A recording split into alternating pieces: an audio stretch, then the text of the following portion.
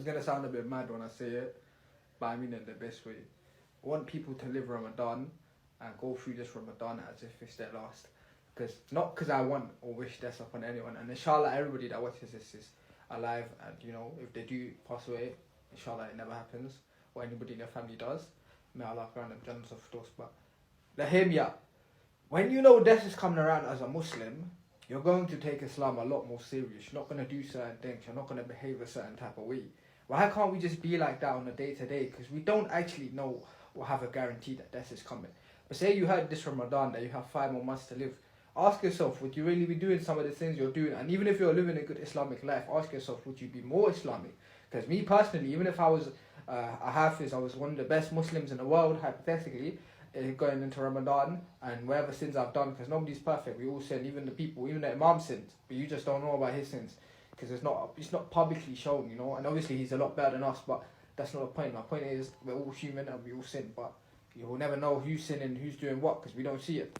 Me personally, if I had 5 or 6 more months to live, the way I would be living is just for my family, and I would be living as a really good Islamic Muslim person. Doesn't matter if I'm a Hafiz, I gain more knowledge. Because at the end of the day, I would have to face Allah at the current state I'm at.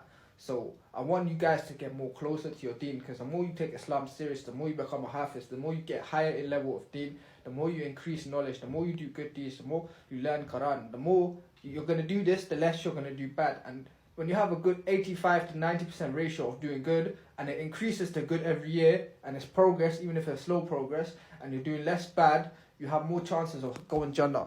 And at the end of the day, if you live at a state where you think, I could die tomorrow, you're only going to get better Islamically. Because a majority of Muslims that are really Muslims, unless you're just taking the piss and not know about Islam, the Day of Judgment, they wouldn't want to face Allah and the wrath of Allah and all these things at the current state they're at, just because they're not fully satisfied with it. You could be a good Muslim, but you'd want to increase your iman. So my point is, start living like you could die tomorrow, not wish death or, you know, have the mindset that we're going to die, but just know that it could happen tomorrow. Once you start doing that, you're automatically going to want to level up as a Muslim.